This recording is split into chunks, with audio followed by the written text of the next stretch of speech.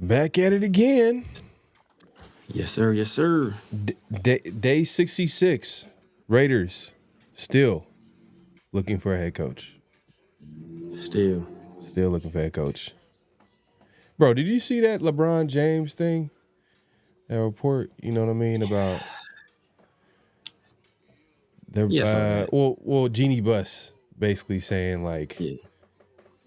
He should be grateful that they drafted his son. There's all types of crazy stuff like that, but Yeah, it's a lot of Lakers drama these days. Yeah, man. We not winning like you want to win, man. It's crazy. Like the Lakers are locked into the playoffs. So like that's first world problems.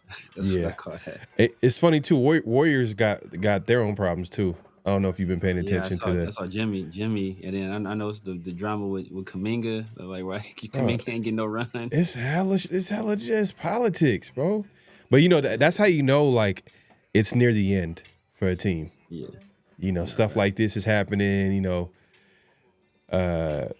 Steph is getting up there in age and all that type of stuff. It's just, oh man. But hey, look, we got a lot to look forward to. The Raiders got the #1 pick. Yeah, no. We got a lot to look forward to. Don't forget to clock in, like, comment, subscribe, and hit that notification bell. Here we go.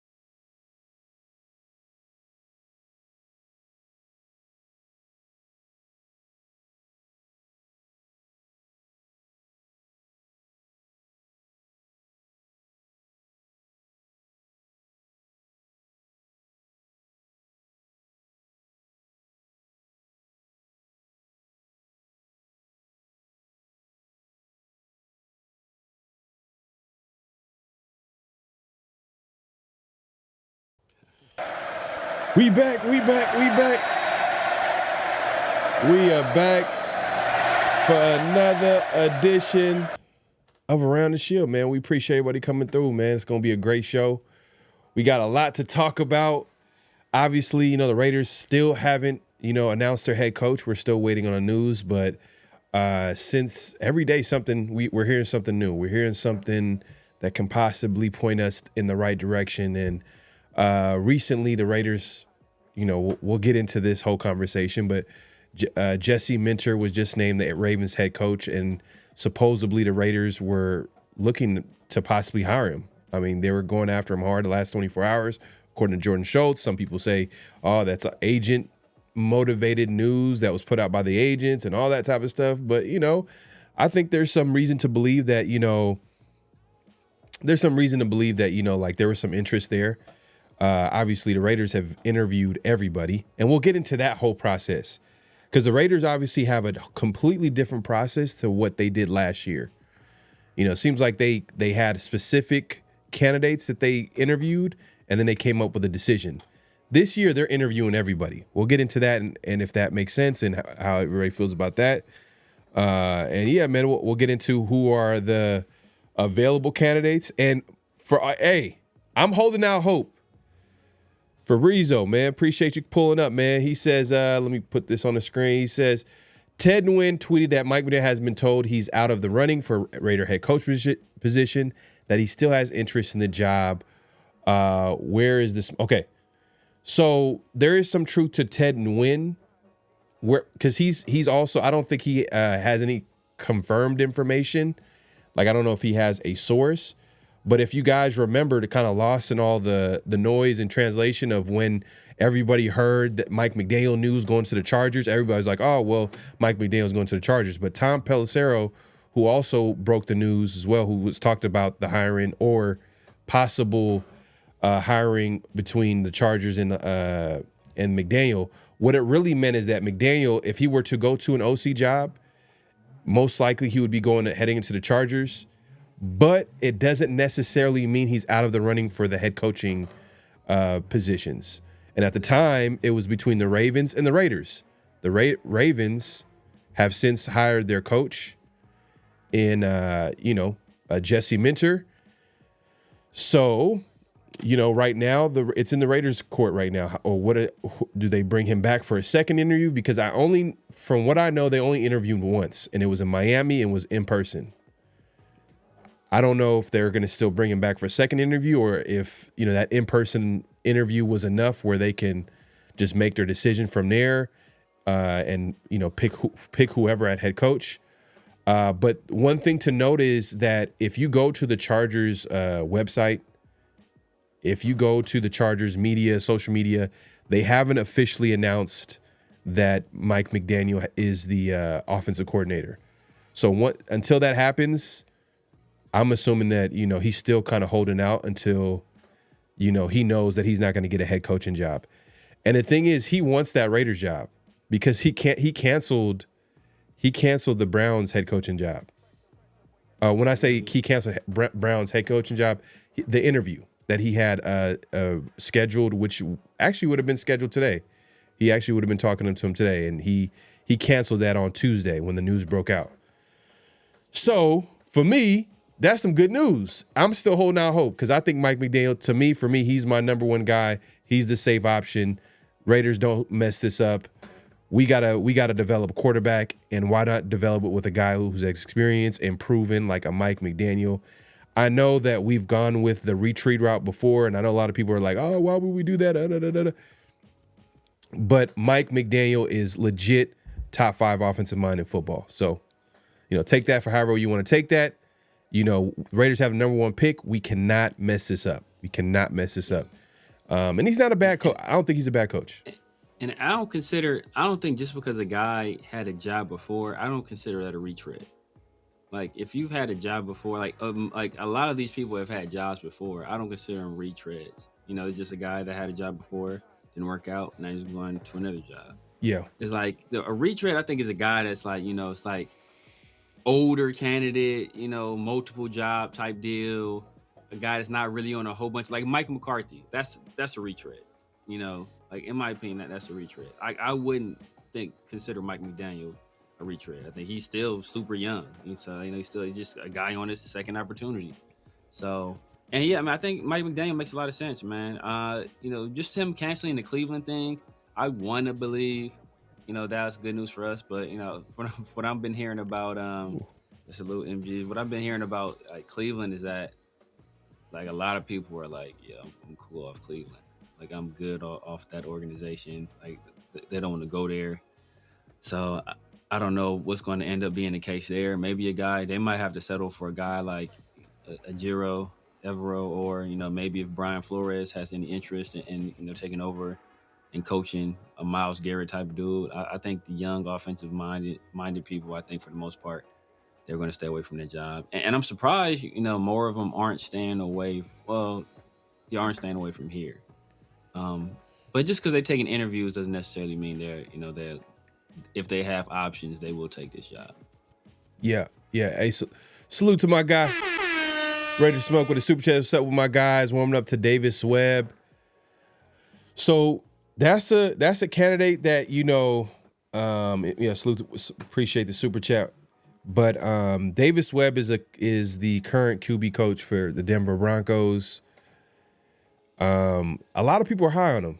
They really like his potential at head coach. They see him as a head coach in the NFL.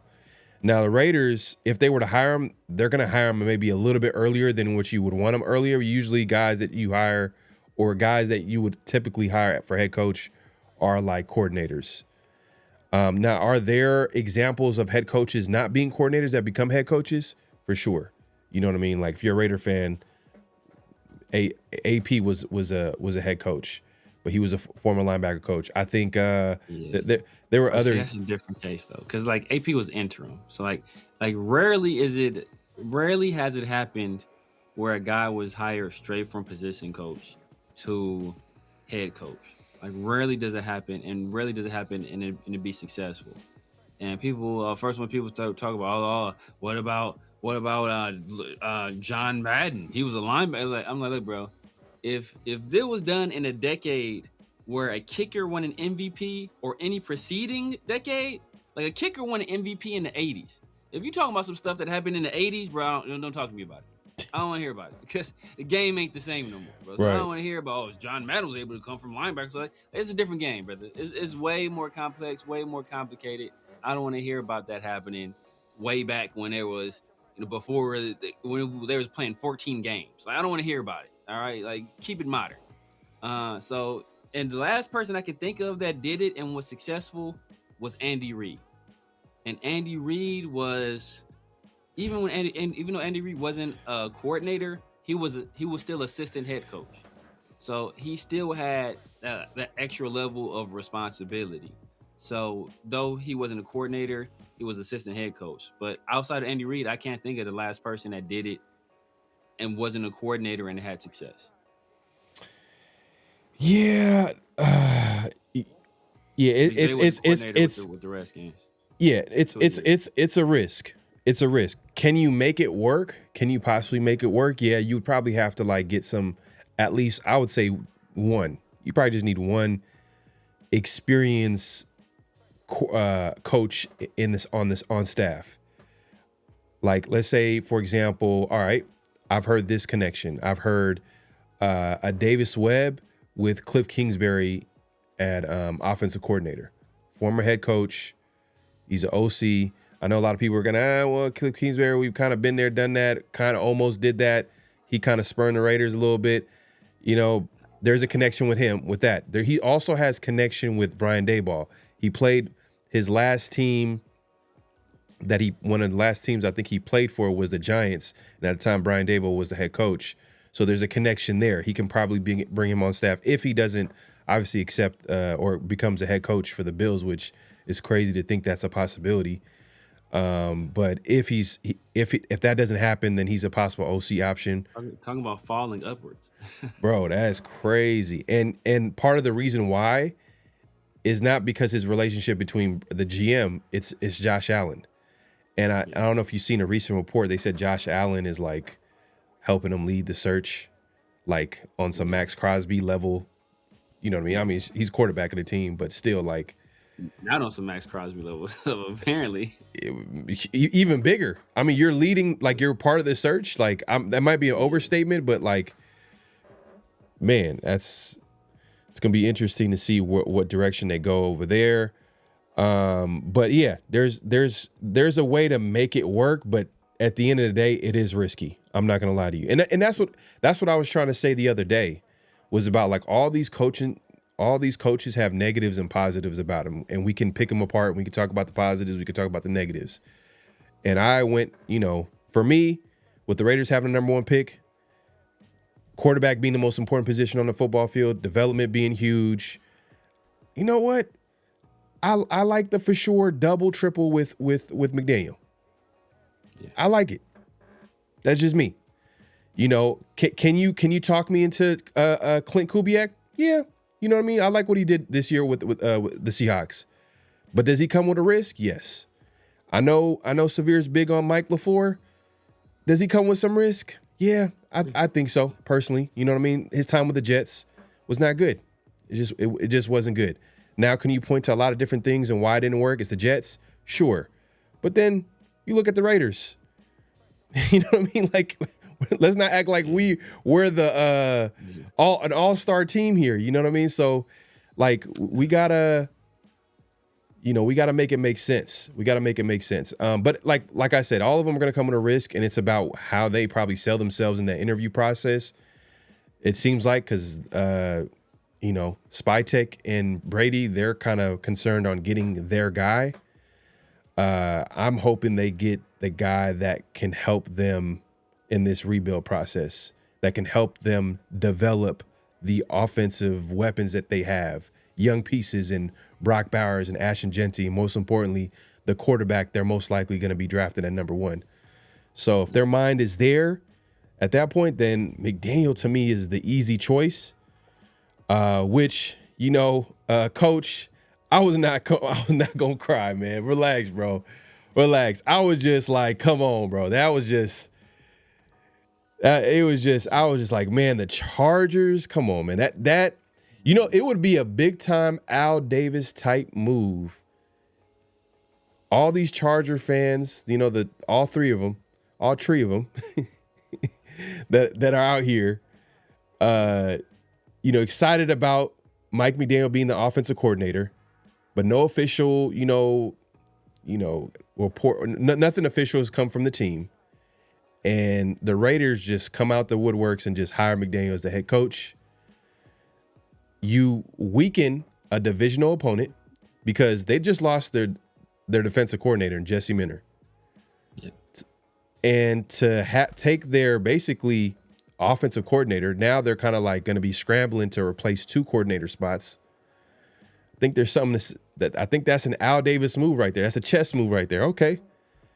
Little checkmate right there to me, but we'll see. We'll see. Yeah, no, I think that'll be, like you said, playing keep away from a division rival. Get a damn good schemer, offensive schemer, guy that you would expect to be able to get some production out of the run game. Who did you draft number 1 overall this past year? Ashton Genty. We seen him have success with multiple running backs. As soon as Darren Waller stepped foot in Miami, he started playing well until he got hurt again. Like I think that's a guy that he comes with a lot of pluses. Like you said, there's some question marks there as well. But like he's a guy, he's a known quantity, that's for sure. Like, and that's what is maybe intriguing about him, because you kind of know what you're getting. That could also, sometimes the unknown is enticing. And again, you see a guy that's potential, and you see, man, like hey, we get this guy. What could he be? He could be the next McVay. This guy could be Liam Cohen. And you get that, and you get tantalized by that the possibility, instead of going with, hey, I know what I have here. So I think that's what could be playing against him a little bit. But if we were to hire Mike McDaniel, I'd be cool. I know my dog Raider Smoke said he's warming up to the idea of Davis Webb. I won't say I'm warming up to Davis Webb, but if we do hire him, I'm gonna be hot. I'm gonna be hot. That's for sure. I'm gonna be hot. Yeah. So he's not a guy who I think is ready. He's not a guy who I think is ready. So if we make that move, I'm gonna have some serious questions about what we're doing. So Jesse Minter, he goes to the Ravens. The Raiders reportedly were highly interested in Jesse Minter. He's one of the top candidates, if not the top candidate, according to Jordan Schultz. And Vinny also spoke on the topic as well. And Vinny had an interesting comment, and I wanted to hear your thoughts on this, man, because he let me pull this up here so I can just say this verbatim. Says it word for word, man, bar for bar. Let's see here. So yeah, he talked about the this year's offensive candidate pool, and he was just kind of taking shots. Let's see here. I have it in the thread here. Boom. All right, here we go. He says something to keep in mind regarding the Raiders coaching search compared to past years, last offseason, or the McVay-Shanahan year. This cycle has not produced a particularly strong group of offensive guys. And then he goes on to say, as in if you're looking for a Johnson, Cohen, McVay, Shanahan type schematic leadership and overall plan wise, this doesn't appear to be the year. Interesting. And then he keeps going. He says still feel offensive direction they go in unless one of the defensive guys can put together a compelling plan, a coaching staff to develop Mendoza and the offense, that could change things. So I think it's very interesting that Vinny comes out and say that because, we all know like Vinny is kind of like, in some way or form kind of connected to the Raiders. So he's kind of putting stuff out there that's probably going to be either pushing a narrative or pro Raiders in some way or form. And for him to downplay the offensive candidates in a year where the Raiders interviewed probably more offensive candidates than they ever did. And I feel like there's way more, like as far as head coach candidates, this has actually been a pretty solid coaching cycle. Last year was pretty bad. Last year, it was literally Ben Johnson in regards to the Raiders and their options. It was Ben Johnson. And then from there, it was a huge drop off. You got Pete Carroll. KC defensive coordinator was interviewed. Was it who else got interviewed? The Raiders did Joseph, Wesley Frazier, just Spags got interviewed. Spags got interviewed. And it was just like, whoa, it was terrible. And I know they requested an interview with Todd Monken. He left them hanging. He didn't even return their call.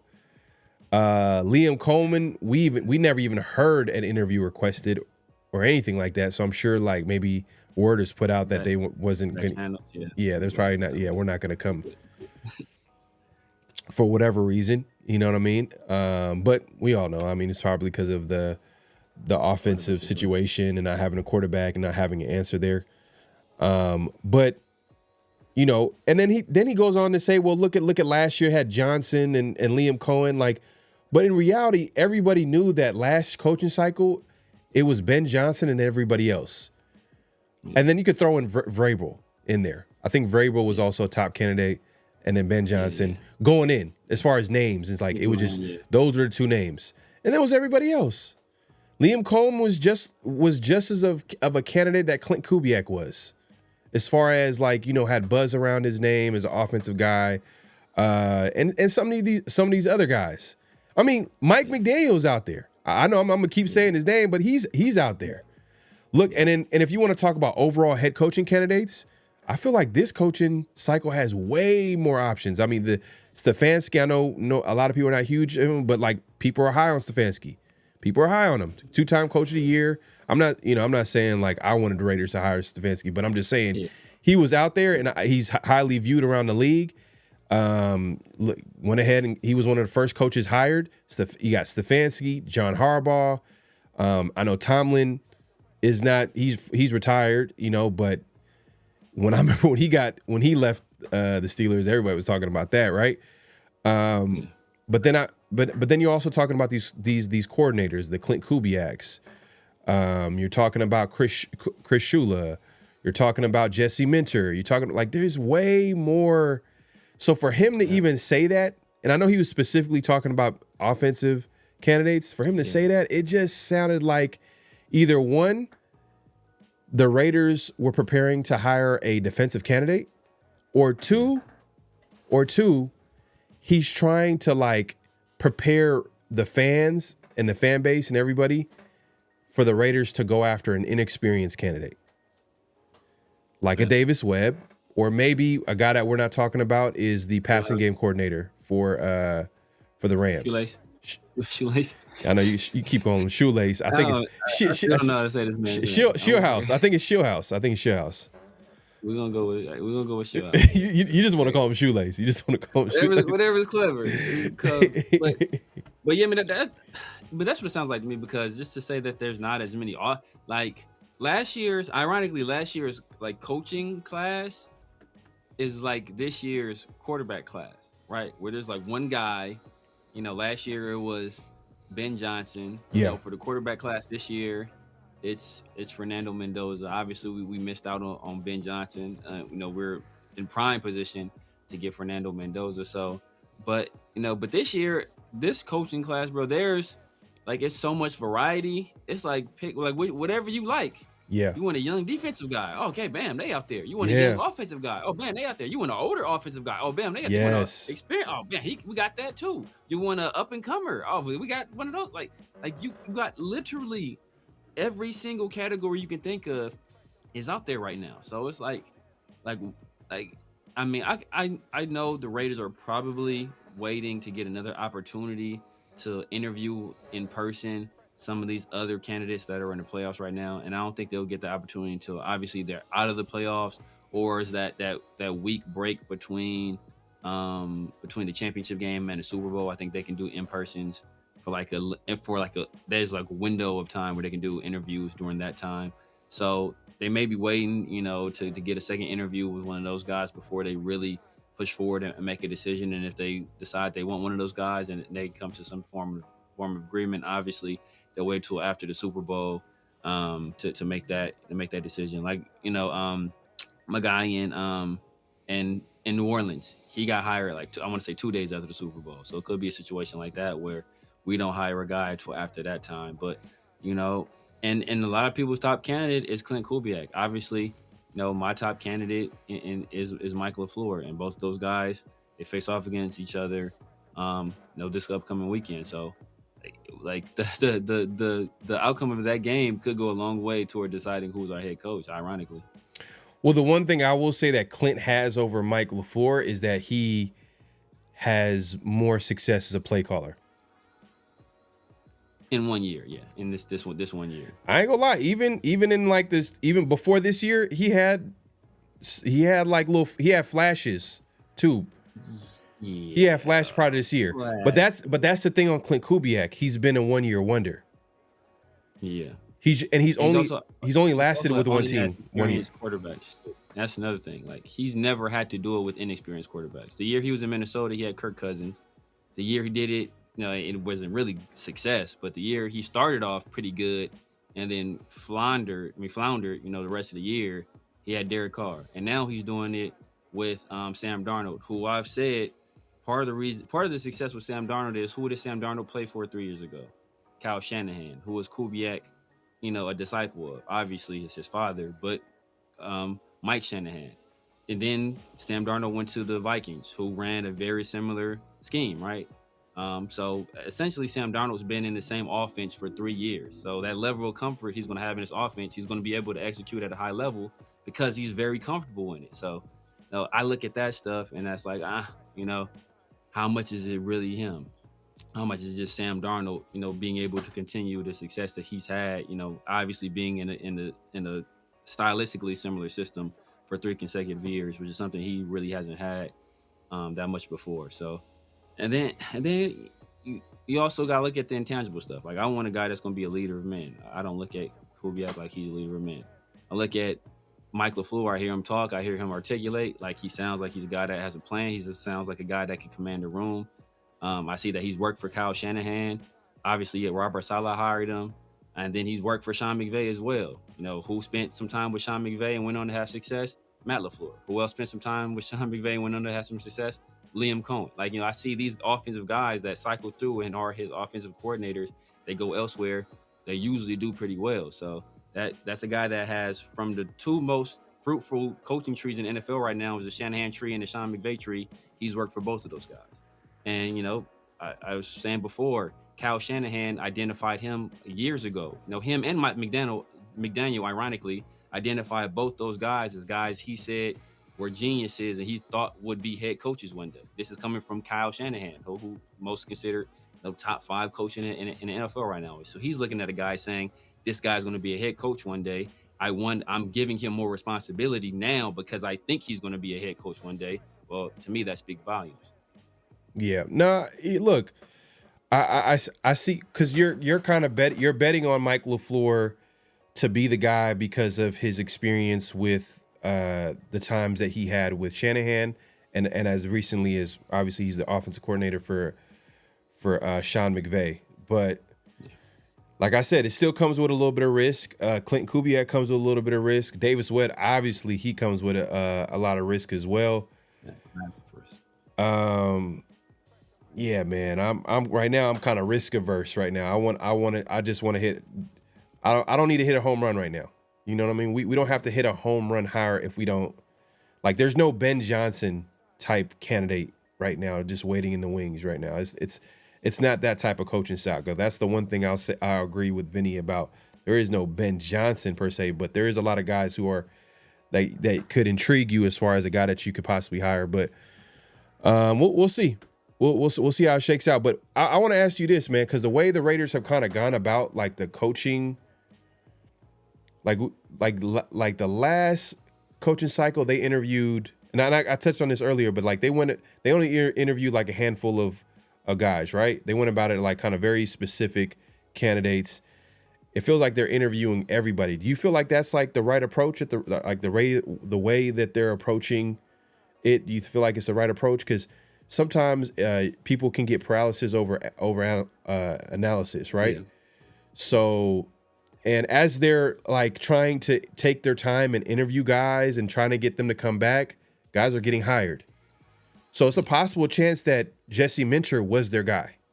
Whether anybody likes it or not, it could have been their guy. But they lost out on him because they were like probably taking their time. And then there could have been another candidate that probably they were high on that we don't know of. And they took their time. You know what I'm saying? So do you feel like they've gone about it the right way? Yeah.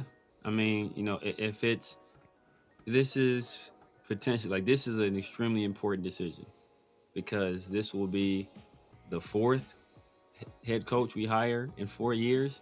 So we've had 3 consecutive failures at head coach. You know, like we talked about how detrimental just the Pete Carroll regime. This is one of the things we talked about before we hired Pete Carroll. One of the reasons we didn't want him, how detrimental it could be if the Pete Carroll thing didn't work out. And look where we are now.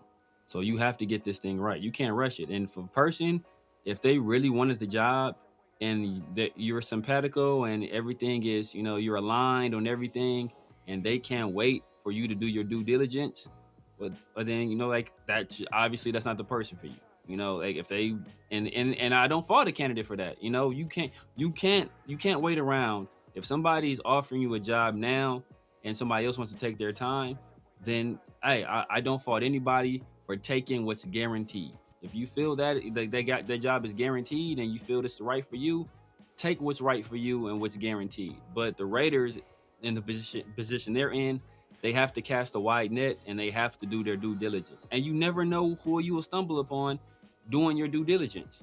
The Pittsburgh Steelers, they had no intention of hiring Mike Tomlin when they hired Mike Tomlin. Like, I must say, he was a Rooney Rule guy. And then he got in the room, he got in front of those people, and he blew them away. He was a 1-year defensive coordinator with the Vikings. And he got in there and he impressed, you know, after spending a long time with Dungy and in Tampa Bay. So, like, he got in there, he blew their socks off. He's the head coach. Guy goes 20 straight years never having a losing season, right? But that's because they casted a wide net and they looked in places they might not have normally looked. And I think the Raiders are in a position where you have to do that. And I'm a person that's been in positions where I've had to hire people. And even during COVID, like it was like people were doing virtual interviews or over the phone interviews. I've never been the person that rested on that. You got to come see me face to face if I'm going to bring you into to my organization, because I need to feel your presence. How are you in person? Like, how is your behavior? How's your body language, your mannerisms? How do you speak? You know, are you somebody that speaks directly? Are you like averting your eyes every time? Are you unsure of yourself? You speaking like that stuff? I can't necessarily feel if it's a virtual interview, or or if I don't meet you multiple times. Maybe you putting up a front this time. Okay, man, I need, I got a cool feel off. Let's do that again. Let's change the setting. Or let's mix it up a little bit and get them out of their comfort zone. You have to see and you have to feel that stuff as a person, because a lot of this stuff, a lot of it is the X's and O's and the what has he done in the past and what's his references, but a lot of it is how do you feel a person will impact your team. And you really can't feel that unless you get that person in front of you and feel their presence as a man. Like, so that stuff you just got to do. And so that's why I think the Raiders are, I'd rather them do their due diligence and maybe miss out on a guy because they're doing their due diligence than hire the wrong guy because they didn't. I hear you, man. If it's either or, then obviously I'm gonna take the part where they do their due diligence. But the thing is that, like, if they know who their guy is, and that's their guy, right? And that's the guy that they believe in, that they want to, then when you say, like, go ahead and hire him, I'm not saying do what the Dolphins did. Did you hear about that? The Dolphins literally brought in the defensive coordinator from the Packers, and they interviewed him. And I guess after the interview, he was going to go ahead and interview with the Raiders in Miami. And 45 minutes later, the Dolphins bring him back after they talked it over. All they needed was 45 minutes. And they went ahead and they hired him on the spot. Like, they went over there, did rock, paper, scissors. Like, all right, we got to go get him. Like, come on, let's go hire him. Let's not let him go to the Raiders. Or I think he had a scheduled interview with the Browns too as well. But I'm not saying do that. But, like, I think there's something to say to, like, hey, if you know who your guy is, if you have identified them, like, you got to go ahead and go after him. Like, you can't, like, wait and try to, let me interview this guy. And then, like, you lose out. So then you're going to get what? You're going to lose out on, like, the people that you wanted to coach the team. There has to be, like, a healthy medium. Like, there has to be where you got to, like, hey, you have to know who you're going to get and then go after and hire that person. Yeah. No, definitely. Now, I mean, you don't want to put yourself in a position where you're passing. Like, if you feel confident in the person that's in front of you and you feel they are the person for sure, then you make the call right then and there. Like, at that point, there's no need to continue it. But you don't want to make that, you don't want to make that move too soon.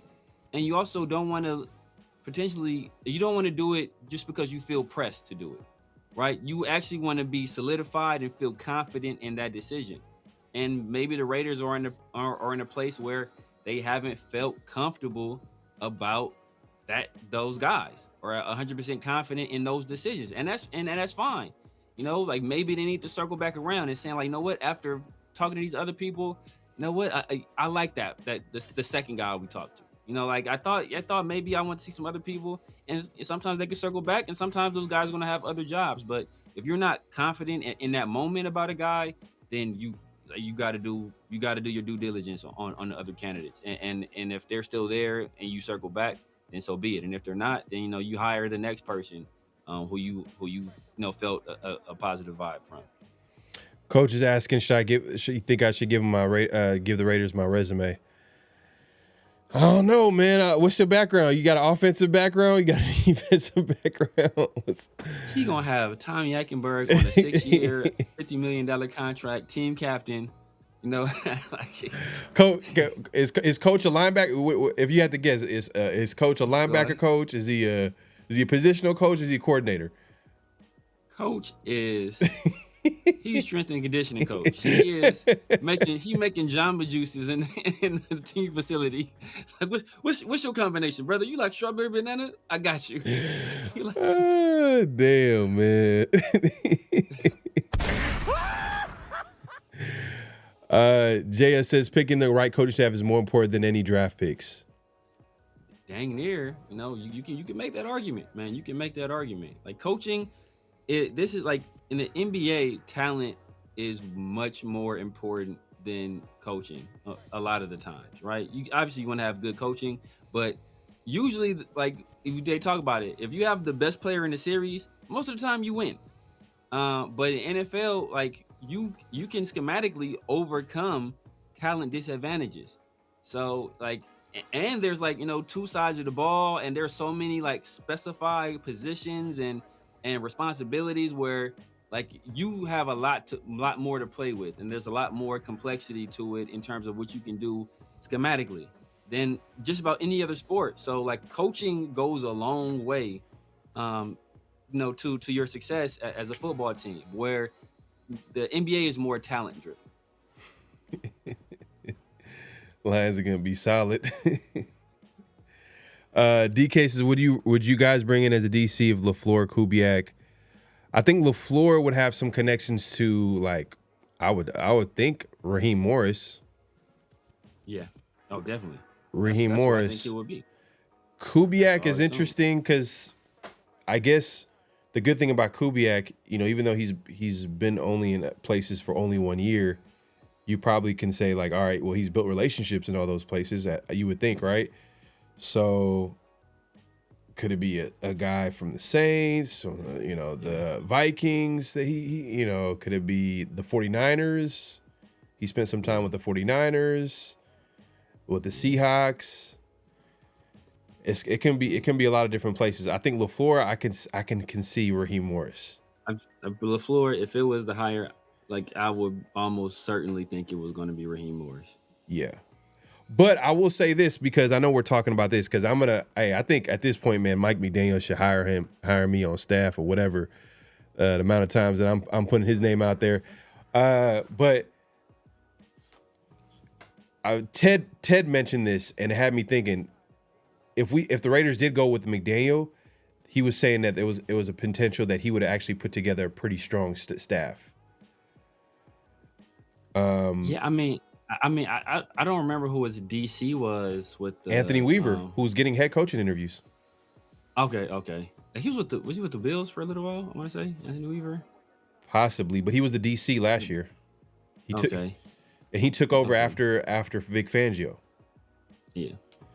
So, that's another thing. So that's the one thing that I like about Mike McDaniels for me personally, is the fact that how he's going to develop the quarterback position. What was Tua before Mike McDaniel got there? We already know it wasn't good. He was able to revitalize his career, and what he went from, oh, is he going to be a bust, to, oh man, Tua might be one of the best young quarterbacks for a short period of time, and then we all know the injuries and all that whatnot. But we understand that he led the league in yards and all this stuff. So, there's potential for him to develop that quarterback position. So when you got the number 1 pick and you got Mendoza, I think that's highly attractive to get like a Mike McDaniel in the building, because he's able to maximize that position. Then you think about the weapons on offense. The fact that, he had the Tyreek Hills, the Waddles, the Davion A-Chains, the Darren Wallers. For him, Darren Waller to come to the Dolphins this year, and for him to maximize his talent, which tells me is like whoever he has, he's gonna find a way to maximize his talent. So especially for the Raiders, where we got like interesting pieces on offense, to say the least. Like, what I mean? That's another plus for McDaniel, because he's gonna find a way to maximize the guys that we have, right? And then on top of that, he's a play caller, one of the best play callers in the NFL.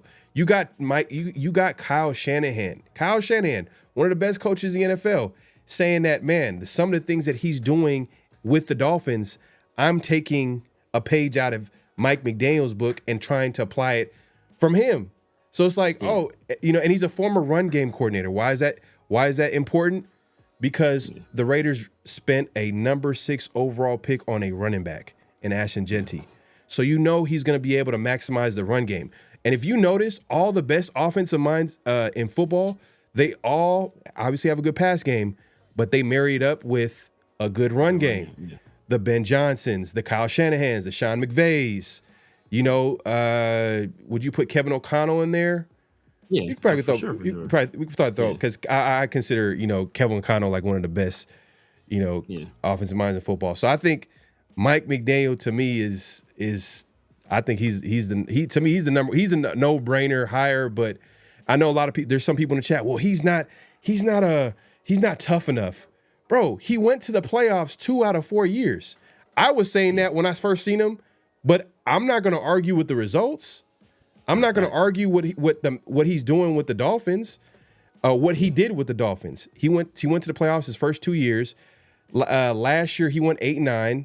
This last season he went 7-10, and everybody was like coming out the woodworks talking about, well, he lost the locker room and so the players don't respect him and they fired the GM. Then he wins 4 straight. You don't win 4 straight games. They finished 7-10.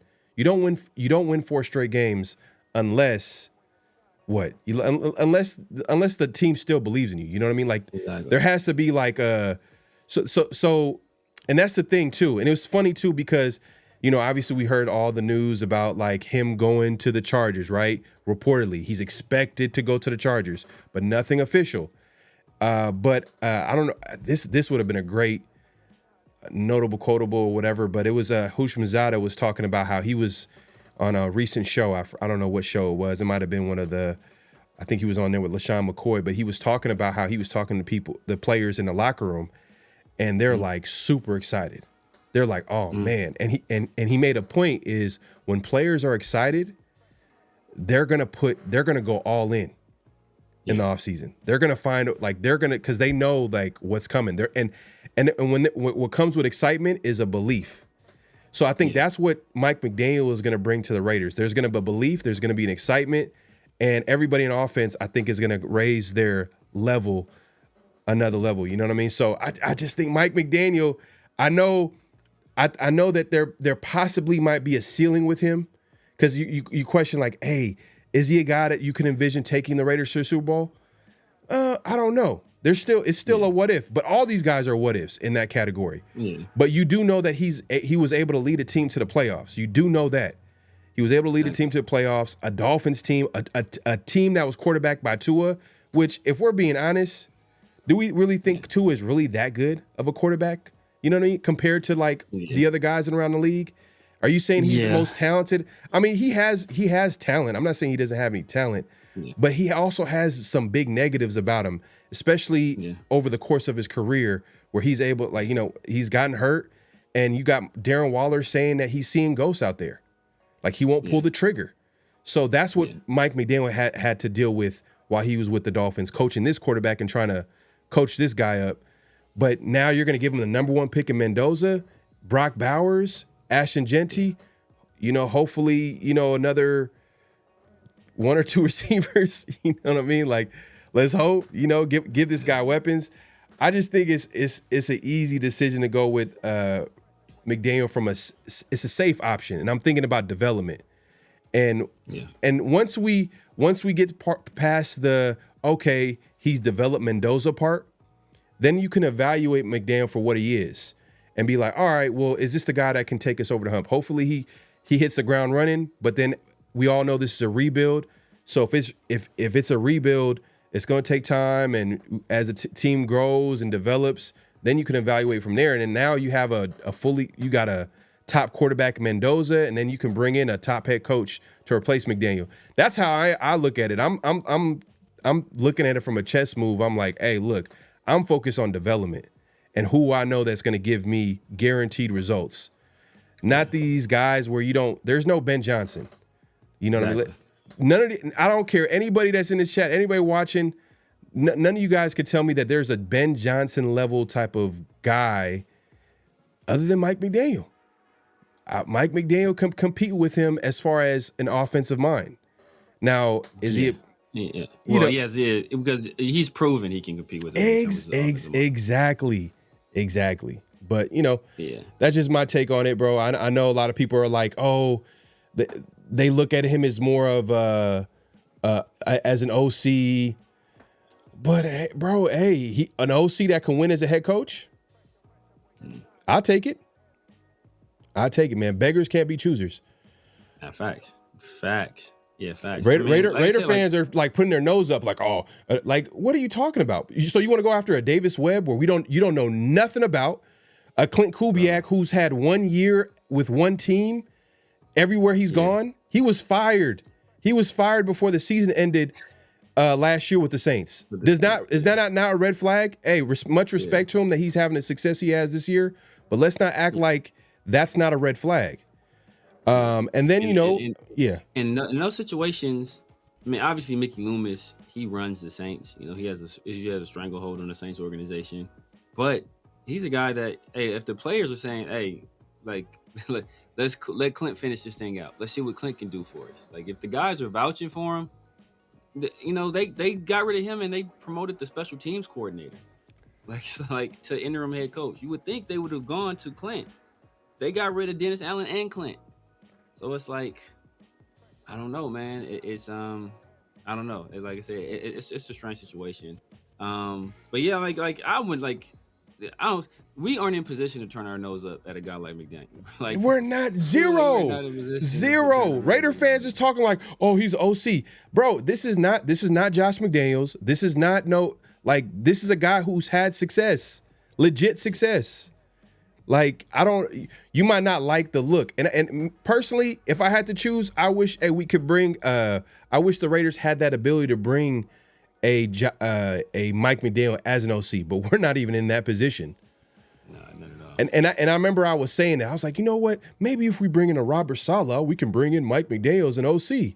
But I was thinking about, like, I was looking at all these teams that were interviewing Mike McDaniel as an OC, including the Chargers, including Detroit, including, all these.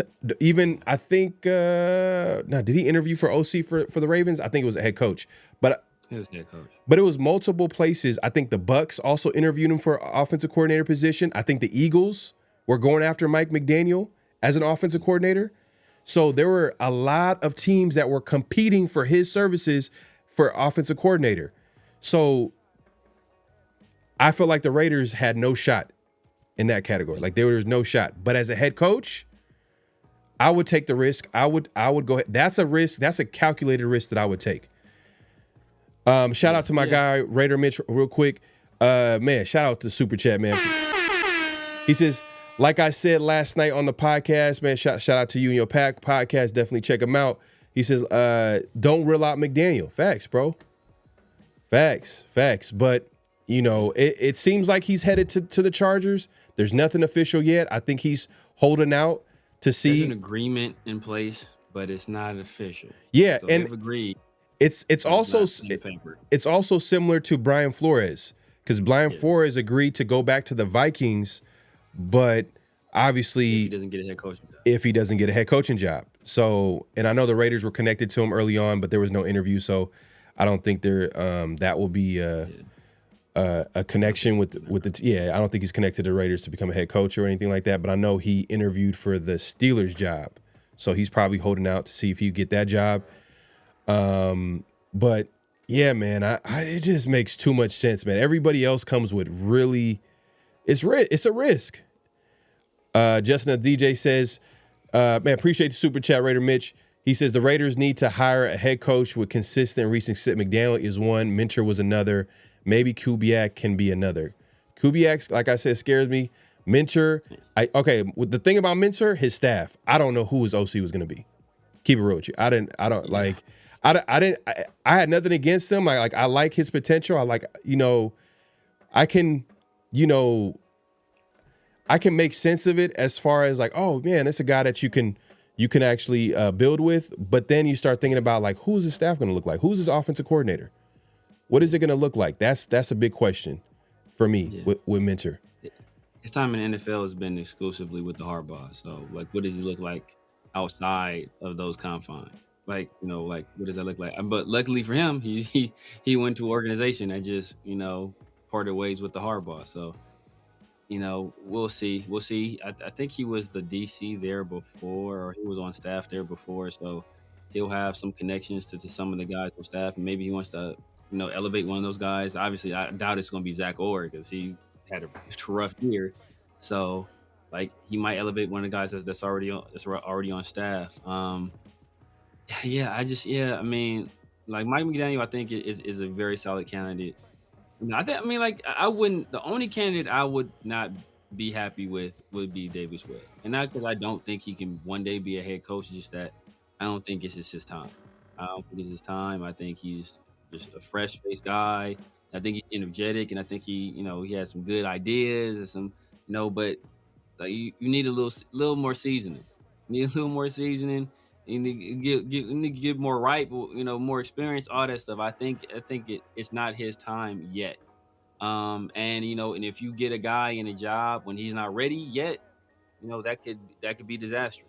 That could be disastrous. So and to for a guy that has to get in here, develop a rookie quarterback, turn around a defense, overhaul this roster, change this culture. You put all this on a guy that's never even been a coordinator. He never even caught a play in a real NFL game. Like, dog, like, it's nah, bro. That's not the time for you, brother. That is not the time. Yeah.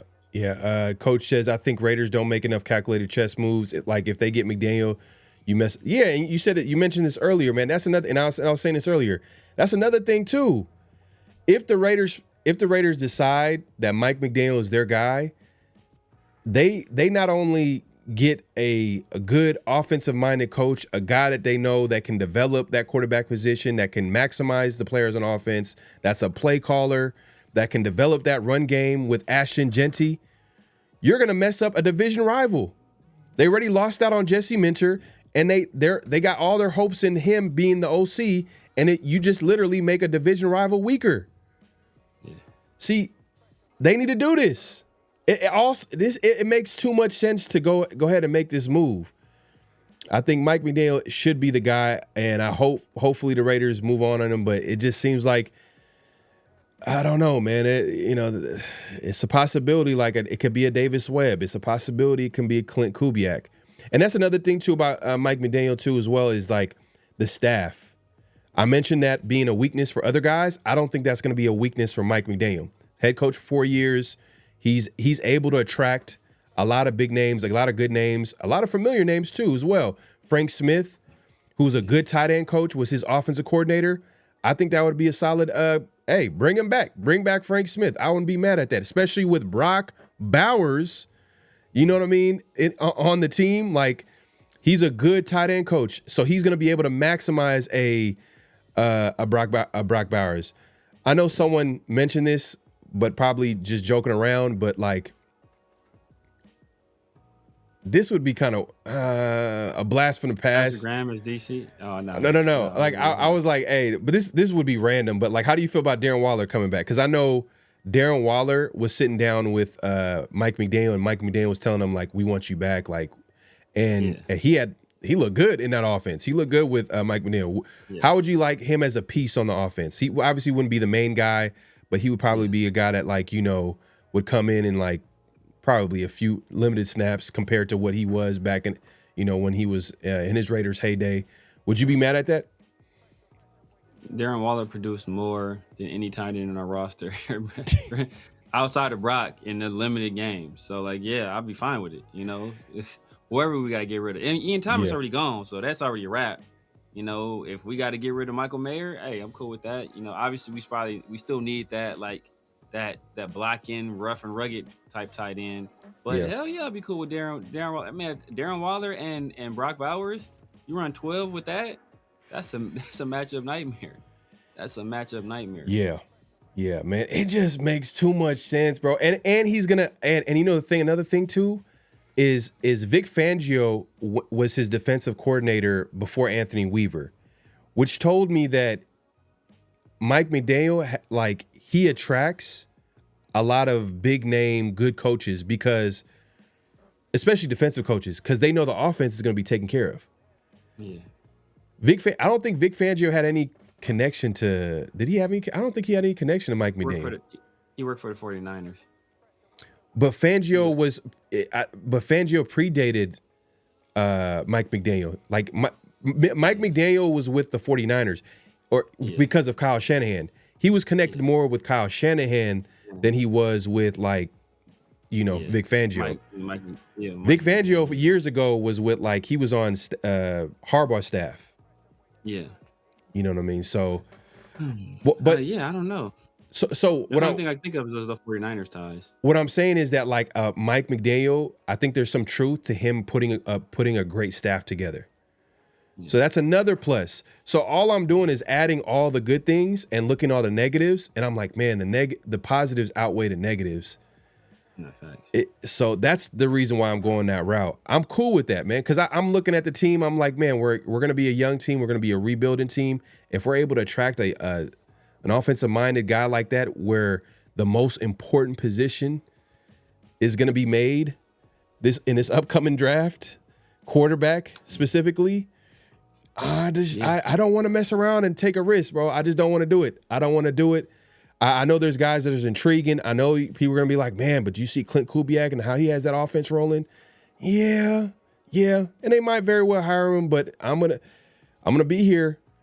You know, if the Chargers drop like 50 and I'm watching the Raiders offense struggle, or you know what I mean? I got Raider PTSD.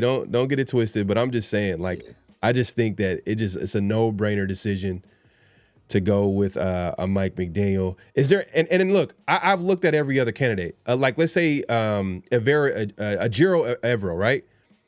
He was interviewed twice. He had a second in-person interview this week.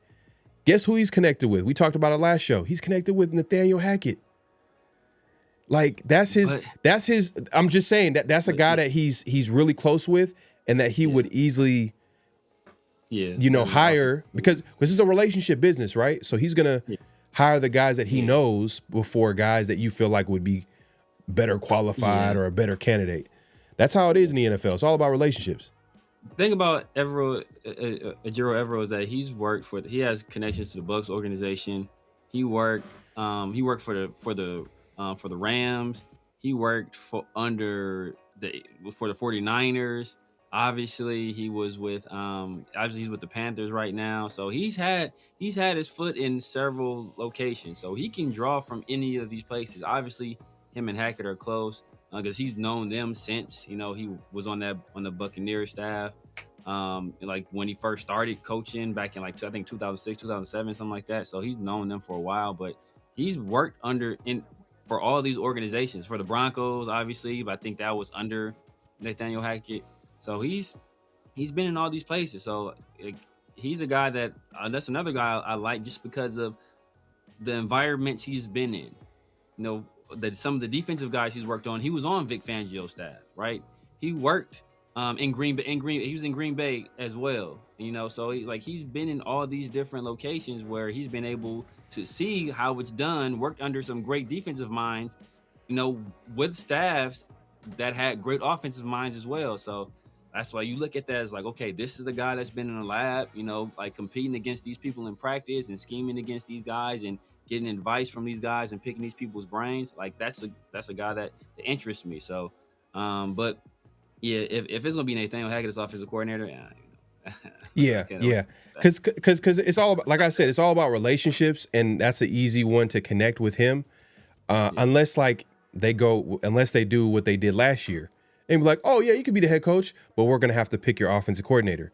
And we know how that can be risky as well because, if one guy doesn't know the other guy, then it's like, man, are you doing your job correctly? Like, I don't trust you. Are you trying to come?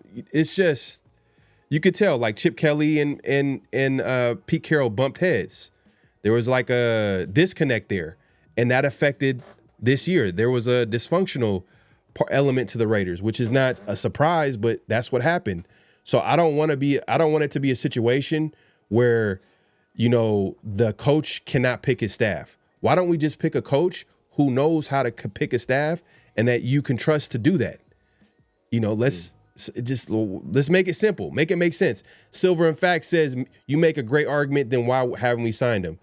Paralysis over analysis, man. I think it's a situation where they're like, to me, they're trying to do their due diligence, but sometimes the simple answer could be right in front of you. That's what I'm looking at. I'm like, bro, like this is simple. It's simple. Just go ahead and just make this move, man. It just makes too much sense. But that's just me. I think part of the reason they're waiting is obviously I think they want to talk to these other candidates again. Now, and I don't think there's anywhere else where he's a really good fit.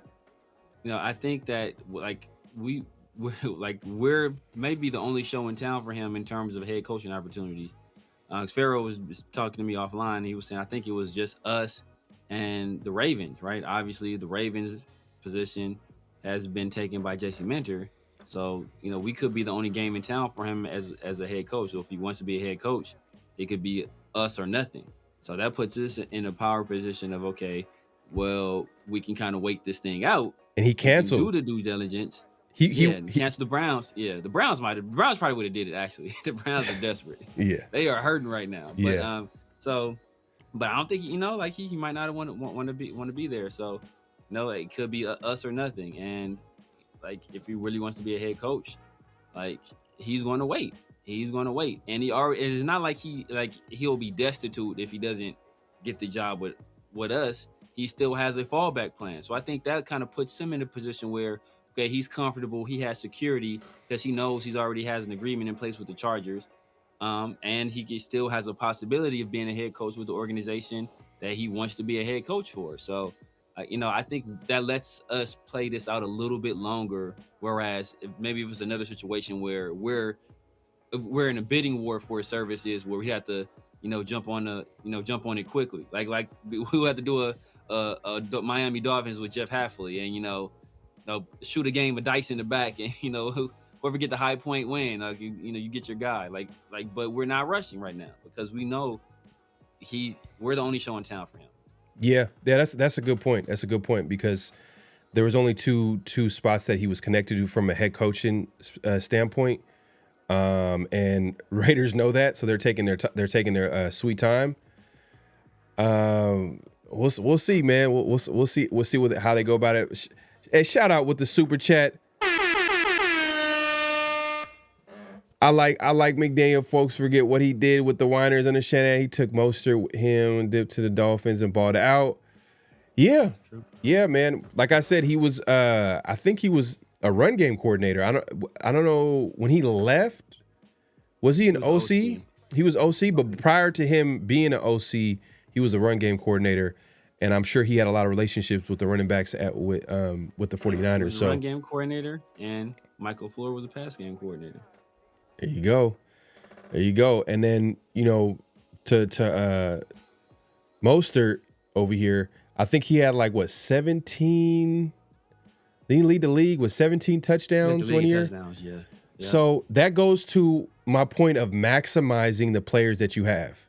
No one looks at Mostert as an elite player, but the fact that he was able to lead the league in touchdowns speaks to that Mike McDaniel is able to just know the strengths of the players and maximize the players that he has.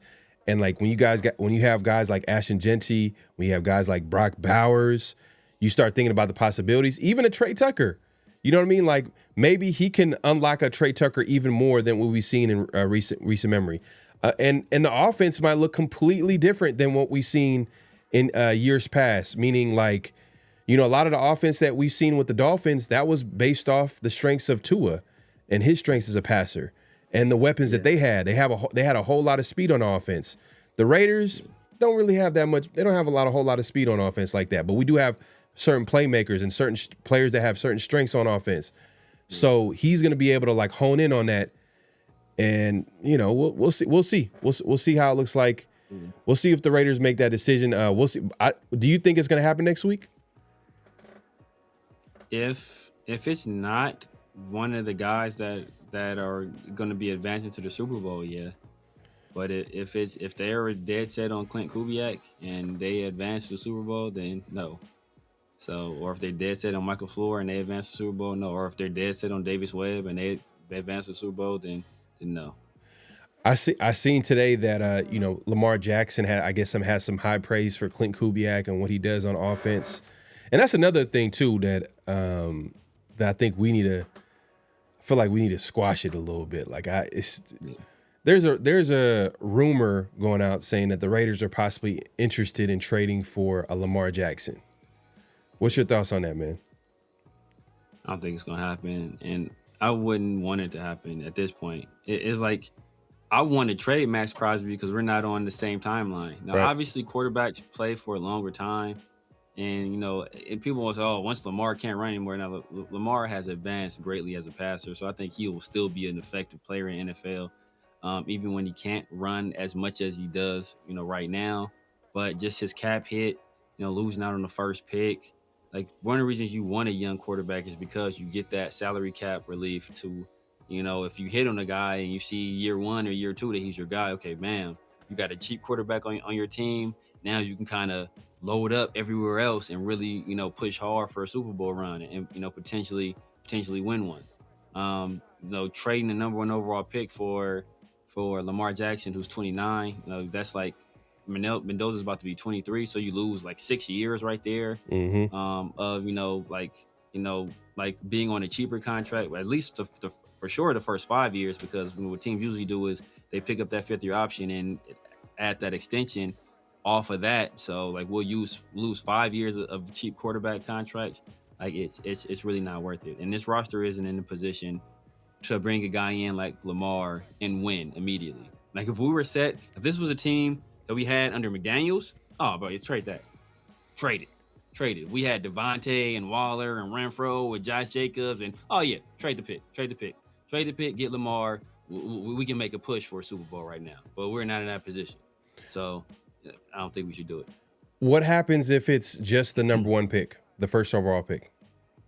That's all they're asking for. You still wouldn't do it? I don't think we're in a position to do it. I like if you just would I love to have Lamar Jackson on my team? Oh, for sure. But I don't think we're in a position to win immediately. I think we have so many holes on this roster that we'll just be trading for Lamar Jackson to put him on the worst offense and the worst defense. like he ain't won one with what he has in Baltimore. And and some part of the reason he hasn't won is because he doesn't have the weapons on the outside that you would need to win, or people would want to have for your star quarterback to win. So you're going to put him in a position with a worse running back, worse receivers, a better tight end, but probably worse offensive line, worse defense. Like we're not in position to do it. In a better division, kind of, because the Bengals been kind of down, Steelers up and down. Obviously the Browns are bad, so like we're not in a position to do it. Yeah. Real quick, let me address the super chat real quick. My guy Raider Mitch again, man. Appreciate the super chat. He says, I think what they like about Webb is that he has strong connections with Daboll and Kingsbury. So that's what I'm saying. Like, for it to work, I seen that he has connections with the Daboll and Kingsbury. If Daboll doesn't get the head coaching job, because I think he's still in that head coach candidate with for the Bills. We'll see how that shakes out. Kingsbury is also connected to a lot of OC jobs. I seen he might be connected to the Ravens with Jesse Minter. And also Anthony Weaver, I believe. He's also connected with Anthony Weaver as an offensive coordinator as well. So we'll see. But it's still, like I said, it's Webb, might be intriguing in some ways, but it also comes with a big risk. And the Raiders don't have. I could understand if like the candidate pool wasn't as strong, and you had to really bet on a guy and figure out, okay, what are the things that you like the most, and you feel like, all right, this is but that's not the coaching cycle now. Like, there's actually multiple candidates that you can choose from, and if I had to choose, you already know who I'm going with. His name rhymes with McDaniel. No, but man, another super chat from Raider Mitch, my guy. McDaniel sober since 2016, Waller since 2017, Max since 2020. I've been sober since 2009. There's a connection, recovery, words, and unity, man. Let's go. Hey, man. That's what's up, bro. That's what's up, man. Hey, man, look. Hey, another reason. Another reason, man. But appreciate the super chat. Benjamin Allright thinks Kubiak is the one that's getting the job. Ugh. Oh, man. Benjamin Allright. I hope. Hey, if it's Kubiak, I don't know his track record. Which Kubiak? Is it Clint or Clay? It's most likely Clint. And then Benjamin is not high on Mendoza too. He was saying, well, it's not that he's personally high on him. It's like he's saying that like people that he's talked to are saying that like the NFL is not as high on him. Like you already know. Remember what I said before? I was like, bro, like we've been talking about quarterbacks during the season. It's so much time. They're gonna like literally, they're gonna find every little thing to like, don't like, because it's number one pick. They're gonna have to. They're gonna dissect it. Yeah. Man, I mean, not even just the fact he's the number one pick, but he's been the center of attention. Like Shador, they found like they nitpicked everything that Shador did. Like people thought Cam Ward was gonna be the number one guy. Even Cam Ward didn't get the level of scrutiny that Shador got. It's just that certain prospects, you know, like people, if they see flaws, then they'll start expanding on them. You know, they'll get a thread and they'll keep pulling that thread, and all of a sudden now it's way bigger than it actually is. So that's what's going to happen. He's a presumptive number one overall pick, number one quarterback, and he's the media darling right now. Like a story about Mendoza is going to drive eyeballs to the story. So he's going to get a lot of attention, and people like those hot takes where they say, "Oh, he's not good," or "He's a fourth rounder" and stuff like that. And you know, that's just clickbait type stuff. TK says Clint Kubiak has the face that makes you want to punch him. Let's go LaFleur. Bro, TK, look, man. I already said it in the past. I said what I said in the past. Y'all can watch the past video. I'm gonna say it again. But yeah, bro, it's consent forms being signed in the Kubiak household, bro. That's all I'm gonna say. Black Sunday says the best options are still coaching the playoffs. I don't think there's any need to panic. Okay. All right, man. People have belief. Sometimes people have belief in the guys that you know don't have any coaching experience. So it's like there's a big what if to them. Like, oh, there's a big possibility. Like, man, what could be? There's that factor. But you know, to me, McDaniel is this year's Ben Johnson. That's what I'm trying to say. That's what I'm like. Not that. I wouldn't say that. But I think from an offensive standpoint, yeah, from the offensive standpoint, he's probably the best schemer that you have. You know, best schemer, best play caller. He's probably that guy. He's top 5 in the NFL, bro. He's top 5. Yeah.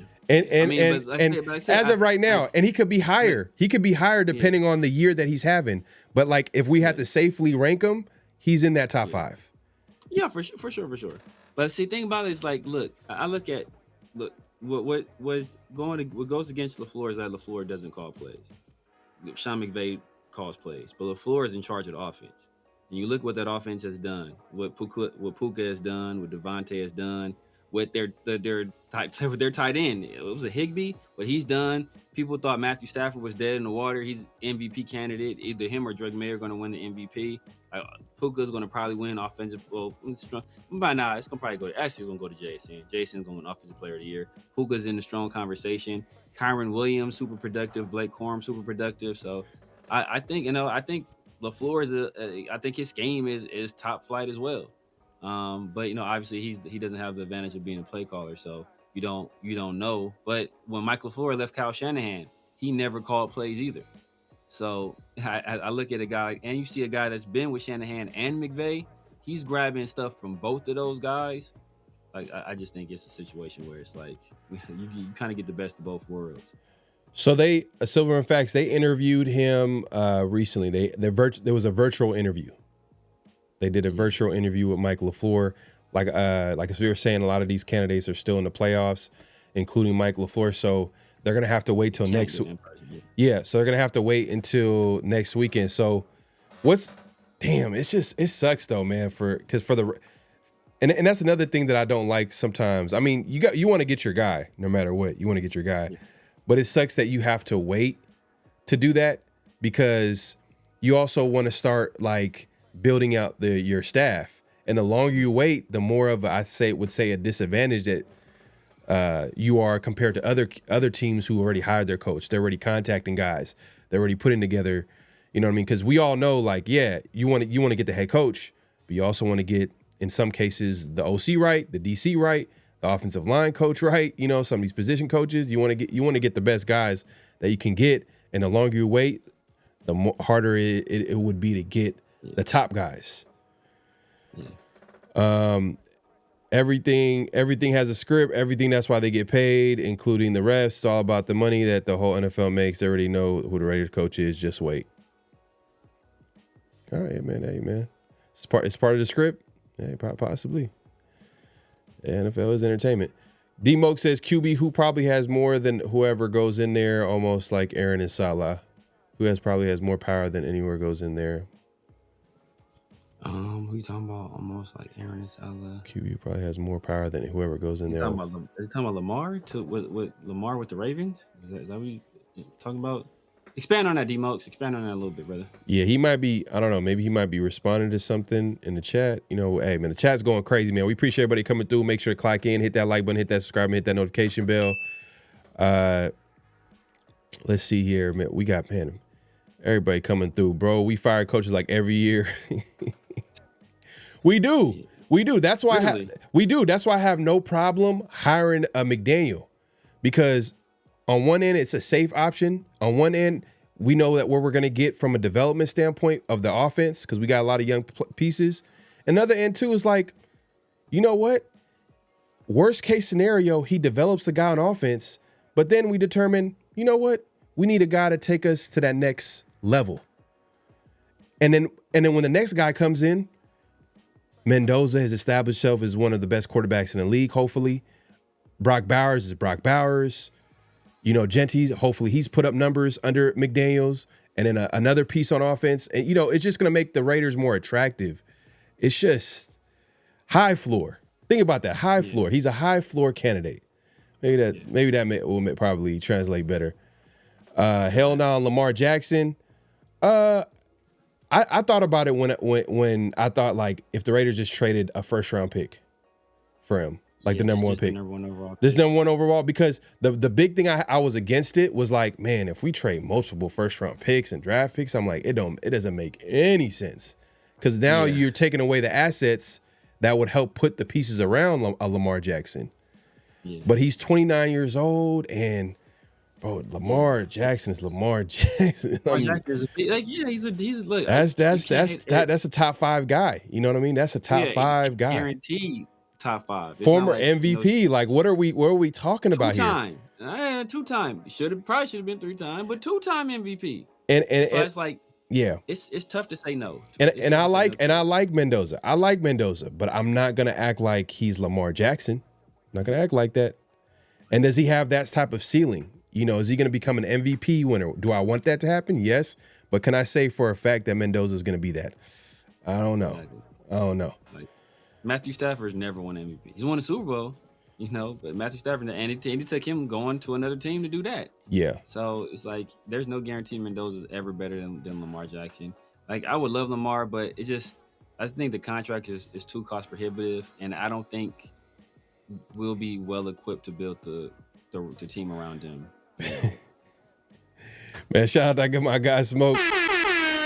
He says, I want my girl to look at me like Mark did Mendoza during warm-ups. Mark was there, like, just, man, was that probably, would you think that was his first, like, college game that he went to in a long time? Like, probably in a while. To actually look at a specific player, you know what I mean? It's probably, like, a long time, if ever at all. Remember, we've been through this song and dance before, though. Remember, Mark Davis was like, if you lived in Vegas, you'd be home already. Like, talking to Shador. If you lived in Las Vegas, you'd already be by your house. Like, we've been seeing this song and dance. So I don't let this media stuff fool me no more, man. Like, they used to give, oh man, you see that? The only time it burnt me was when, like, Devontae bought a house in Vegas. I was like, man, I ain't paying no attention to that, man. Like, you know, like, I ain't paying no attention to that. His best friend is Derek Carr. Devontae probably got a house in New York, Miami, Cali. You know, he getting one in Vegas too. Like, it's what ballers do. Yeah. And then that actually, but not most of the time, all that is just smoke and, you know, just stuff to, hey, you know what? Hey, the Raiders really want Mendoza. Like, if we want to move up, we gotta increase this deal. And just so they might not want to trade him or have any intention of trading him at all, but they still want to drive up costs and just see what we can get. Yeah. If they give us a Godfather deal, okay, we'll do it. But if not, we feel more than comfortable taking Mendoza. But if they willing to give us like 4 first-round picks, okay, then I might have to do that. So I think that's what it's like. We'll see. I think they're going to draft their guy, but yeah, man, a Godfather deal, man. We'll see. It's going to be. Hey, look, I'm excited. Like this is my Super Bowl. As a Raider fan, the offseason is this is the playoffs for me. This is the Super Bowl. You know, to being a Raider fan, like the best part of the year is during the offseason. The season is where I'm just like, damn, like this is what we waited for the whole time. Hey, but know what's the craziest thing though? Is like the off season is like our Super Bowl, and like our last Super Bowl, we've been losing these motherfuckers every year. We've been losing these motherfuckers every year. It was like, goddamn. What can we win in the off season too? Like we can't win the regular season in the off season. Yeah, not since Brock. Brock was the only like dub we got. But the one thing to keep in mind, the Raiders have to spend money. They have to spend money. They're that's where they're at as far as where their cap is. They have over $100 million, and I think there's a mandate for them to actually go out there and actually be aggressive and actually spend money, and hopefully they address the offensive line. I think that's going to probably be a big target for them in the offseason, which is going to be exciting. So I think the Raiders are going to be aggressive in free agency, and then they're going to have the number 1 pick. I wanted them to have the number 1 pick outright, where they had the number 1 choice in every round, but they had to just mess around and win that last game and make it all confusing. And now it's just like, man, like, because that second round would have been so nice, that first pick in the second round, because we know after that first round, there's always going to be first round pick. Yeah, basically another first round. There's gonna be a couple of guys that's gonna drop. You already know it happens every year. But hey, look, at the end of the day, it's still gonna be high first round pick. It's either way, and they can easily trade up if they wanted to get a guy that they really like, and I'm sure they can make that happen. Man, salute to my guy. Just another DJ, man. Appreciate the super chat. He says, how would you guys feel if the Raiders missed out on a good candidate for Kubiak, who ends up taking a deal with a team like Buffalo or Pittsburgh? Whew, that's what I was trying to allude to earlier when I asked Severe, when I said, hey, how do you feel about how the Raiders are going about it? They're interviewing everybody, opposed to last year where they had a specific crop of candidates that they've interviewed and then they made their decision. That's what I was trying to get at, is like at some point they have to identify who their guy is and then go and get him. At some point they got to do that. If they keep trying to interview everybody else, then you might not have any options, because all the good guys are gonna get hired. No, so facts. I mean, but like, obviously, Pharaoh will be ecstatic if we still end up with Mike McDaniel somehow. Just keep saying Mike McDaniel, but put it in the universe, please. Pharaoh gonna be on this thing doing backflips. If we get like he wouldn't give a damn. Kubiak, cool. But we got, me. I'm gonna be, because I'm not super high on Kubiak. Like if we get him, I'll be comfortable with him as a hire. But I'm not like everybody's like, man, we gotta have Clint Kubiak. Like I'm not like that. I'm like, okay, he's a solid candidate. Like I said, bro, he's like 4th for me. I got 2 defensive guys over Clint Kubiak, to be honest with you. And then that's with me assuming we're going to draft the quarterback. That's not how unimpressed I am with Clint Kubiak. So it's like, if we lose out on Clint Kubiak, I mean, I'm going to be pissed if we lose out on good candidates waiting for Clint Kubiak and he go somewhere else. I'm going to be mad just because I really wasn't that crazy about him to begin with. But, it is what it is. Yeah. Yeah, and Vinny, like going back to what we were talking about earlier about Vinny, when he put out that Twitter post, and he was saying that that this year's group of offensive candidates is not as strong in years past. Like we said earlier, Vinny's kind of like connected to the Raiders in some way, so for him to put that out there, it's kind of the Raiders saying that. So it's just like, what do you think it really means? Do you think it's them preparing you for them to go after a guy that doesn't have a lot of experience, or are they going to go after a defensive guy? Because when you say that, and Mike McDaniel's out there, and the Clint Kubiaks is out there, and the Mike LaFleur is out there, you're taking a shot at them. Yeah. So. Yeah, and Joe Brady, technically Joe Brady is out there, so it's like, Brian Daboll's out there. It's like, yeah, To me, first of all, it was just a ridiculous comment because I don't Yeah, think it's accurate. yeah, I don't yeah, think it's accurate. But yeah. also for the flip side, yeah. But like we said earlier, it could be, you know what? All of these offensive guys have major red flags. So since they all have major red flags, what we're gonna do is we're just gonna go with the guy we think has the most potential. We think Davis Webb has the most potential, so we're gonna do that. Or all these guys have major flags, and the best candidate with the least amount of major red flags, that checks the most boxes Hmm. is a defensive guy, Jiro Evero, or obviously we haven't talked to Brian Flores yet, but he's a guy, or Mike or Shula. Is it Shula? If it's just Shula, hey, maybe that's the. So like maybe that's they're thinking, or maybe that's the message they're using their squire, Vinny Bonsignor, to put out there to kind of soften the landing when that move happens. Hey, Shula, and Shoelace. I ain't mad at that. Hey, that could be it. Yeah, Shula and that could be Shoelace. the shoelace connection. Shula and Shoelace. That Damn. would be crazy. That'd That be would be crazy. That would be wild if we did that. Hey, shout out to my guy Raider Mitch again with the super chat, man. Appreciate you, my guy. Said Mendoza, then hope.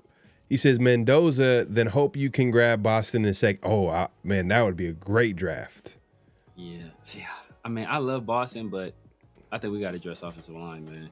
I think we got to address offensive line. Look, I'm doing Boston just with the assumption that the Raiders aggressively address the offensive line in free agency.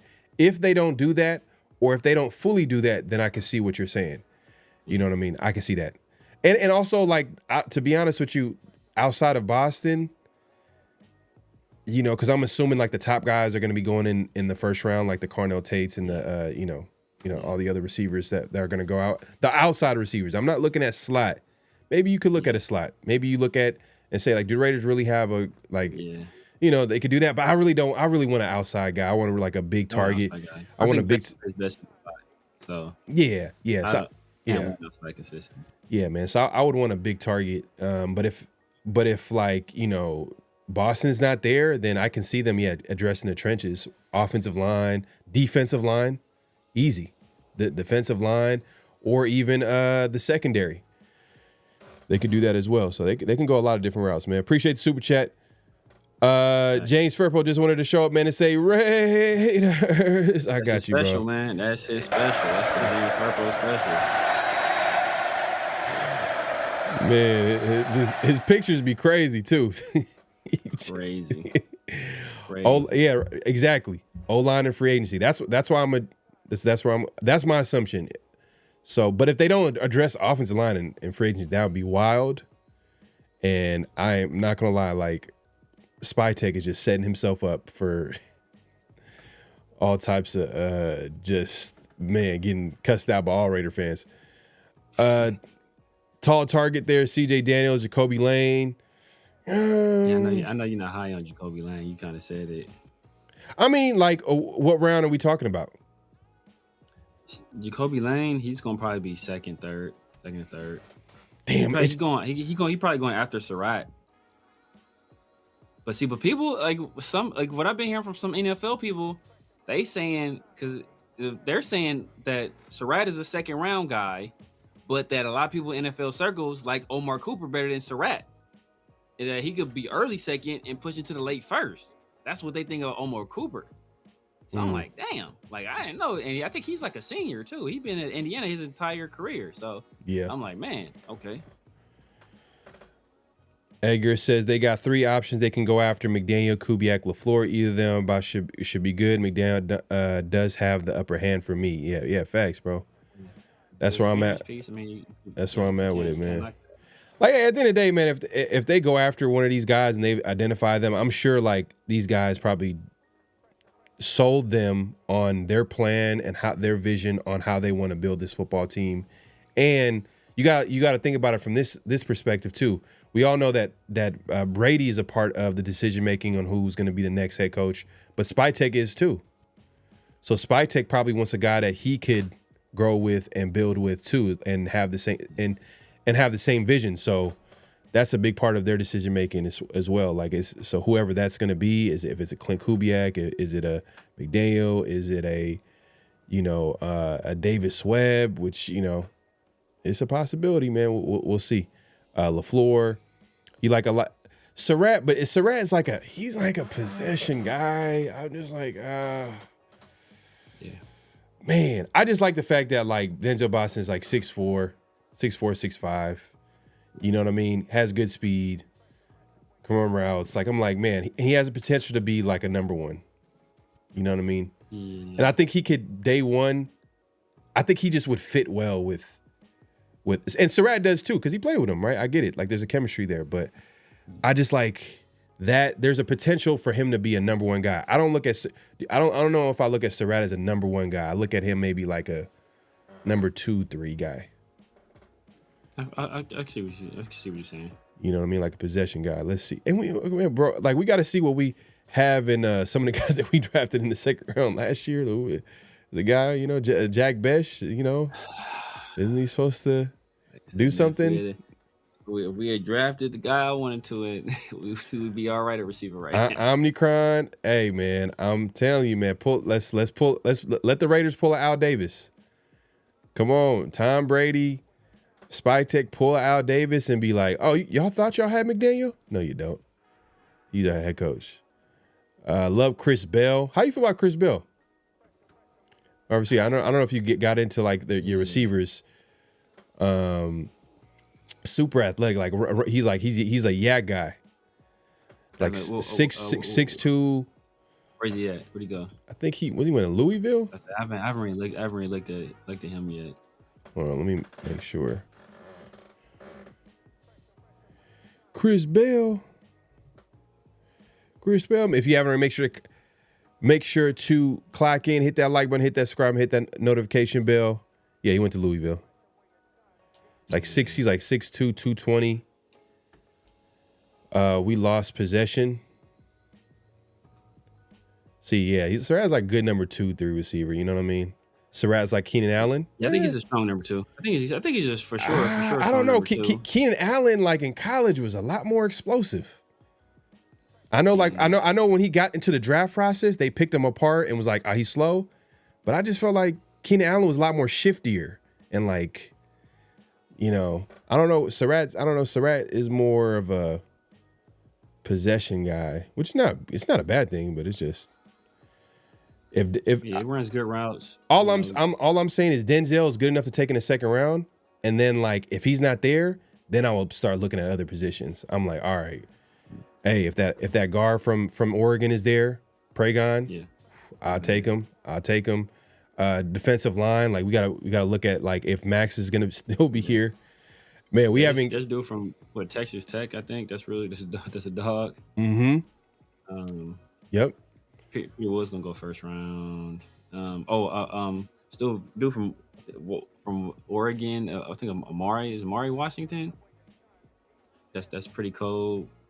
Yeah, but I gotta really get into the draft. I really ain't been paying attention to it yet, to be honest with you. Yeah. We'll have plenty of time to talk about the draft in the offseason. Like right now, we're focused on like who the next head coach is going to be, and then obviously after that, it's going to be the coaching staff. Hopefully, they can lock up some guys, build that staff out. That's the one thing that I'm concerned about is like I don't want us to like, man, if it's going to be Clint Kubiak, I hope the Seahawks lose this weekend. If that's the guy that they've like targeted, that they want, like I hope he lose so that he can get ahead, start putting together his staff. Or if it's going to be Mike LaFleur, go ahead and pull that trigger. If they still don't know and they still are like highly considering like a Mike McDaniel, but they just want to interview the other guys before they make their decision, then hopefully they can do that by next week. Because I think they're going to have an ability to interview after this weekend. There's going to be like a window for them to interview or get like some second interviews in. Obviously for the teams that like, yeah, no matter what, like if a team loses, yeah, for sure. But for the teams that won and the guys they're probably gonna have that, man. Man, this is a nasty year. Like Denver and Patriots AFC Championship game, that's ugly. Like I'm really rooting for the Rams to win. The Rams, Rams or Seattle, or Seattle, whatever. I just come on. It's just I don't want to see Denver or the Patriots like do anything. As far as I don't want to see. I don't mind the Patriots. I don't mind the Patriots winning. Oh man, that's I remember Tuck rule, man. That's ingrained into my soul. That's I'm sorry, I can never. Tom Brady, I know he with the Raiders, but like I hated him for years. I hated him for years. I don't have the same hate for the Patriots that other people do, but I know some people get super wrapped up in that. Like I don't. I hate the Rams. I live out here. I don't like the Broncos. I just don't like Sean Payton. I don't want Sean Payton to win. He's a jerk. Yeah, and he's talking trash too. I for sure don't want him to win. Yes, for sure don't want him to win. Like I'd rather like if it's Vrabel or if it's Mike McDonald, I'm cool with that. I didn't even support Vrabel. I'd have to hear all the people. What you think about Vrabel now? Like, hey, bro, he won it. Cool. Hey, him and Josh McDaniels got a ring together. We're happy for him. Yeah. So like I'd rather that than hear these Rams fans, these fair weather Rams fan that all of a sudden they Rams fans because they back in LA. Yeah. So I ain't trying to deal with that. Yeah, no, I hear you. You kind of see that's how. Hey, man, it depends on where you from, where you at, man. So you in that LA area, so you got to deal with like that fan base over there. But I mean, do they have a big fan base? Rams? Not big. They're not big, but they're obnoxious. I see. Okay. The biggest fan bases out here are like the Niners, the Cowboys, the Raiders, and the Steelers. The Rams are like right in that area, but okay. How about a Charger? Have you ever seen a Charger fan in LA? Rarely. They all fit the same. They don't come outside. Do they stay fit the same mode too, bro? They all fit the same mode, bro. They all fit the same mode. Like, you a Chargers fan? Like, I can tell. But yeah, it's just man. You know, like they be coming out wearing their Dan Fouts jersey, like that's the. Yeah, I mean, if the Seahawks or Rams win it, I'm not tripping. But Denver and the Patriots, that's ugly. That's super ugly, man. But we appreciate everybody coming through. Clock in at this point, clock out. Hit that like button, hit that subscribe button, hit that notification bell. Man, we had a great conversation, man. We just wanted to come here and talk about the latest and greatest with the Raiders. Obviously, you know, they still haven't hired their head coach. Hopefully, by next time that we see y'all next week on 50/50 show every Tuesdays, man. Definitely check us out. Hopefully the Raiders we'll have like a good idea, and it's just only a matter of time. But we'll see, man. We'll see. Nakua is a beast, though. I want y'all to know that y'all rooting for Devontae Adams and Jimmy G to win the Super Bowl. I just want y'all to know that. Know that you're rooting for Devontae Adams and Jimmy Garoppolo to win the Super Bowl. Just remember that. Hey. On that note, then, so I guess you want I guess you want the Seahawks. Seahawks would be the team that you would want to win Super Bowl. I'd be cool with the Seahawks. I'd be cool with Darnold getting one, you know. But you'd be cool with the Patriots winning one? I'd be cool with the Patriots winning one. Yeah. Man, it don't sound right coming from a Raider fan. You cool with the Patriots winning it? Come on, man. I'd be cool with that, man. Hey, look, Kyle Williams, all the players I wanted. You got Travion over there. You got Kyle Williams over there. You got Chase on winning one. Oh man, I hated the Patriots. I'm not even like, I know like it's not the same like it used to be, but like I've hated the Patriots for years, man. For that Tuck rule and just like, man, I just hated the team, period. And I just didn't like Brady and Belichick. Those are people I really didn't like. Now that neither one of them are there, I have no feelings about that. Like I used to hate the Packers because I hated Brett Favre. But now Brett Favre not there. I don't give a damn about the Packers. Oh, hey, name is Ray says Severe. You rooting for McDaniels getting a ring?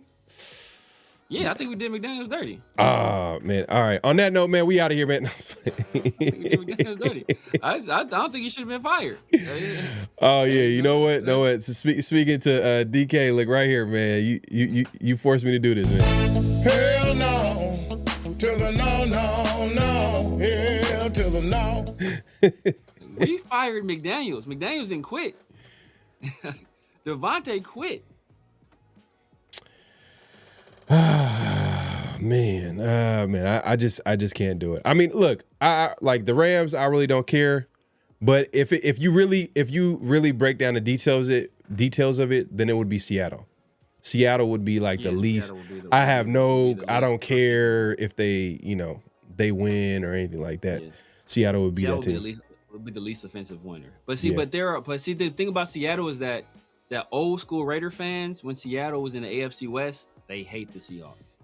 But I would also like Seattle winning one just to stick it to Pete Carroll old ass one more time. You old motherfucker. We're going without your old ass. Get your old ass out of here. Damn, that is true, because they got him out of there, hired the coach that right now has him one game away from the Super Bowl, and the GM that, Pete Carroll had power over. He had veto power over, was able to put together that team, the talent they currently have on that team. It has all been put together from John Snyder, who, man, he's one of the best GMs in the NFL. So that's a good point. That's a good point. So Seattle it is. The Seahawks it is. Oh, man. But, hey, man, we appreciate everybody coming through. We'll be back here next week, man. 50-50 show. Severe, man, let the people know where they can find you, what to look forward to, all that good stuff.